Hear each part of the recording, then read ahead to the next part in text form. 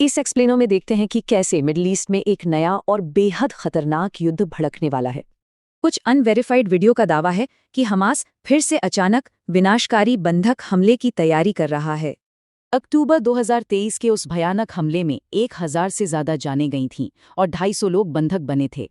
ये नया खौफ तब शुरू हुआ जब इजराइल ने हमास के एक टॉप कमांडर को मार गिराने का दावा किया।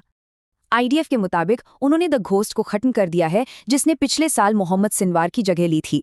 लेकिन हमास ने तुरंत मोहम्मद उदय को नया चीफ बना दिया और यहीं से इजराइल की चिंताएं गहरा गईं।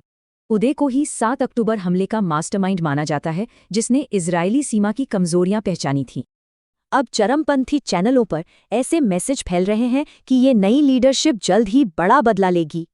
लीडरशिप में ये बदलाव तब हो रहा है जब इजराइल एक साथ 2 अलग अलग मोर्चों पर लड़ रहा है। एक तरफ गाजा में भारी बमबारी है तो दूसरी तरफ लेबनान में हिजबुल्लाह के साथ रोजाना मिसाइलें चल रही हैं। इजराइल का सीधा आरोप है कि ईरान ही इन दोनों चरमपंथी समूहों को पूरी तरह से बैक कर रहा है।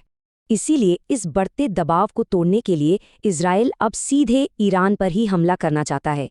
ट्रंप प्रशासन भी इस जाल में फंसा है। इस मनोवैज्ञानिक युद्ध के बीच अमेरिका फैसले लेने से हिचकिचा रहा है। 2025 का सीज फायर फेल हो चुका है और अब हत्याओं और हमलों का खूनी सिलसिला फिर लौट आया है।